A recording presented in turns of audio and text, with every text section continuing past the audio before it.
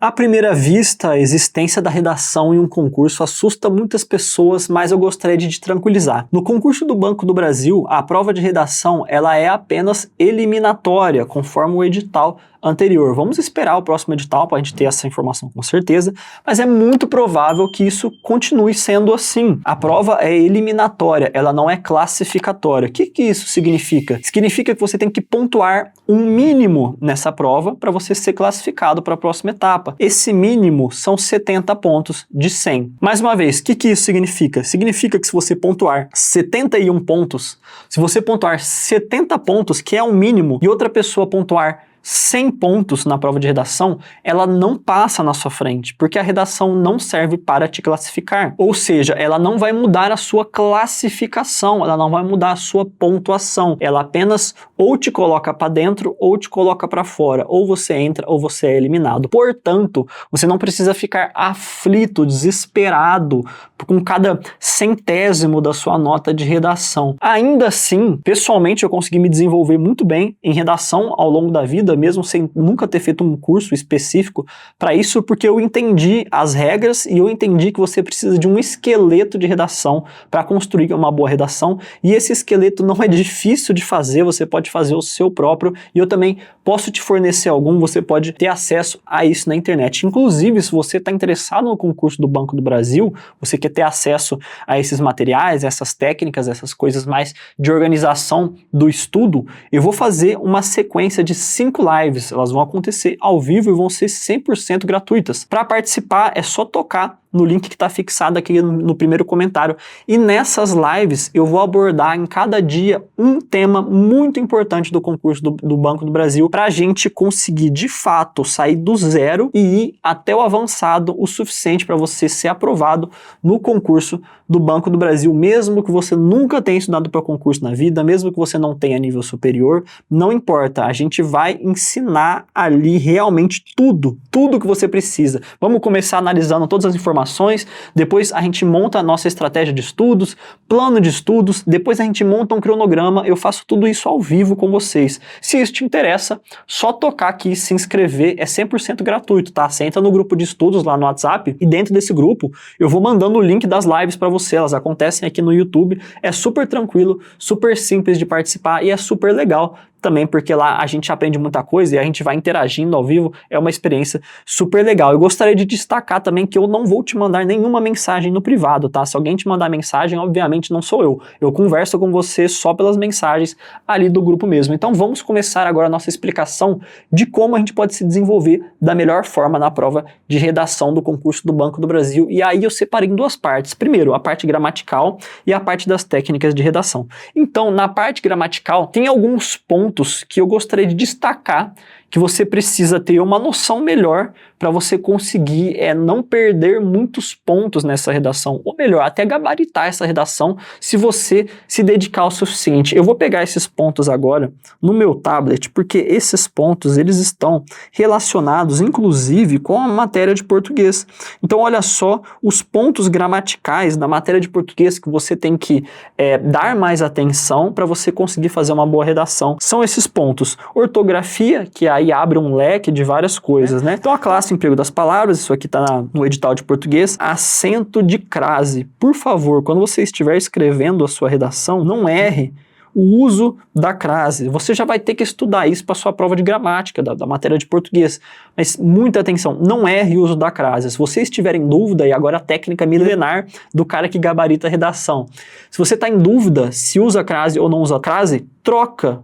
Reescreve aquela frase de uma forma que não precise usar uma crase ali, entendeu? Por favor, se você está em dúvida, não vai errar. Então a gente tem a crase, a gente tem os sinais de pontuação, quando você vai usar vírgula, quando, por exemplo, não separar o sujeito do verbo, ou o uso de aposto também é importantíssimo, o uso de ponto e vírgula, o uso do parágrafo, travessão, exclamação, interrogação e como todo o resto se comporta em relação a isso. Por exemplo, o uso dos porquês né? Cada porquê tem uma aplicação, se ele está no final da frase ele é de um jeito, se é uma pergunta de um jeito, se é uma resposta é de outro jeito. É muito importante você saber isso. Então nós temos a pontuação, concordância verbal e nominal, regência verbal e nominal e colocação dos pronomes. Cara, para redação, você precisa manjar muito de colocação de pronome, porque você vai usar com certeza, porque você vai precisar fazer referências dentro do seu próprio texto, então você vai usar os pronomes oblíquos. Os pronomes oblíquos você tem que saber as regrinhas, assim como a crase,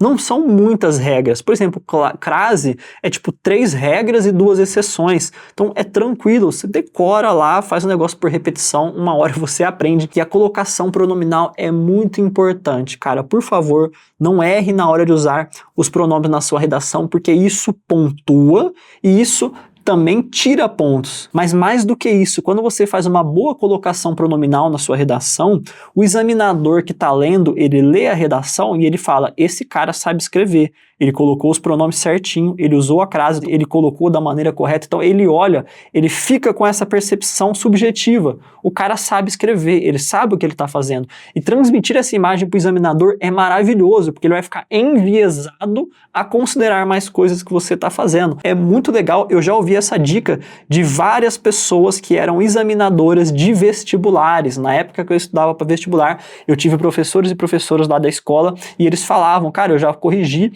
redação para tal banca, já corrigi redação para o Enem, e isso acontece. Quando a gente pega a redação, ela tá toda estruturadinha, a gente fica com uma percepção subjetiva de tipo, não, essa pessoa ela sabe escrever, ela não tava aqui suando para tentar fazer o negócio ficar aceitável, entendeu? Isso é muito vantajoso para você, eu tenho certeza que isso vai te ajudar. E aí, agora, para a gente falar sobre técnica de redação, estrutura de redação, cara, da maneira mais simples possível e da maneira que realmente vai te fazer pontuar, vamos pensar, a gente tem que fazer uma redação dissertativa argumentativa, que é uma dissertação na qual você vai argumentar ali os seus pontos, a sua visão, você vai dar uma opinião, beleza? De forma a escrita é impessoal, mas a opinião não, né? A opinião, ela é mais pessoal. Então você vai fazer assim, você vai colocar uma introdução pensando em 30 linhas.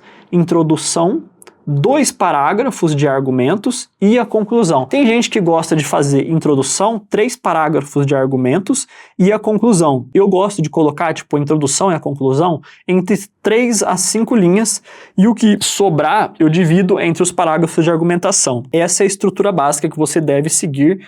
Óbvio, existe margem para você brincar um pouco com essa estrutura, só que enquanto você não estiver dominando a arte da redação, a recomendação é sempre seguir o esqueleto ali, que é o esqueleto do gabarito, todo mundo gabarita usando essa estruturazinha. Então tem essa estrutura, beleza. Além disso, o que você tem que dominar? Você tem que ser o especialista em conectivos. Você tem que ser, mano, a enciclopédia dos conectivos. Conectivos são as conjunções. O que eu te recomendo para você fazer para você se tornar um especialista? Digita no Google, tabela de conectivos, tabela de conjunções, tabela de conectivos para redação, tabela de conjunções para redação. Faz um compilado das tabelas que vão aparecer, imprime e cola na parede do seu quarto e leia sempre que possível, porque decorando as conjunções e os conectivos, você vai entender como relacionar ideias e fazer isso na sua redação é a receita, é o caminho mais fácil para gabaritar a redação. Então você começa a sua redação fazendo a introdução no seu primeiro parágrafo, você faz a sua introdução. No segundo parágrafo, você já começa